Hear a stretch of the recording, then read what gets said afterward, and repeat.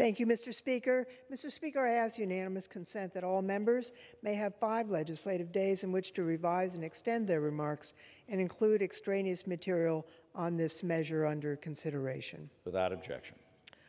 Mr. Speaker, I rise in support of the bill and yield myself such time as I may consume. Gentlewoman is recognized. This bill, which passed the Senate by unanimous consent last week, directs the Joint Committee on the Library to remove the bust of Chief Justice Roger Taney, which now sits in the old Supreme Court chamber, and to add a bust of Justice Thurgood Marshall here in the Capitol complex.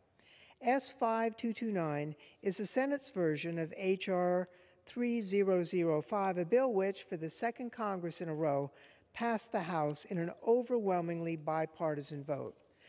You know, the United States Capitol is a beacon of democracy, freedom, and equality. It's visited by millions of people each year. What and who we choose to honor in this building should represent our values.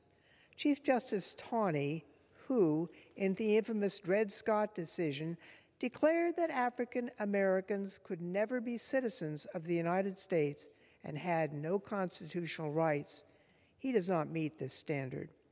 As Senator Charles Sumner said during the 1865 debate on the bill originally authorizing the Taney bust, and I quote Senator Sumner, "I speak what cannot be denied when I declare that the opinion of the Chief Justice in the case of Dred Scott was more thoroughly abominable than anything of the kind in the history of courts.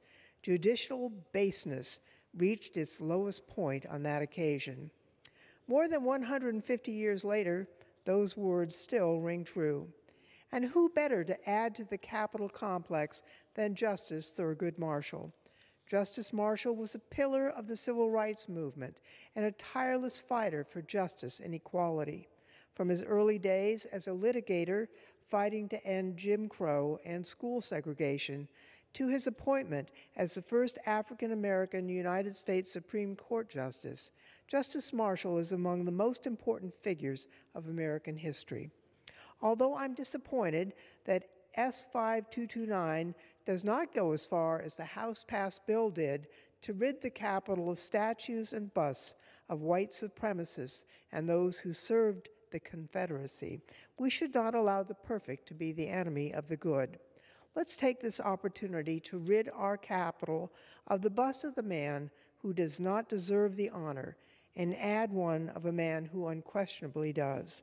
Now, some may argue that this action is an attempt to erase and forget our history. Nothing could be further from the truth.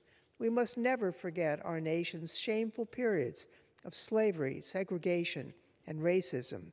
But this is about who we choose to honor, who we choose to literally put on a pedestal and display as emblematic of our values. So I urge all my colleagues to join me in supporting S5229, and I reserve the balance of my time.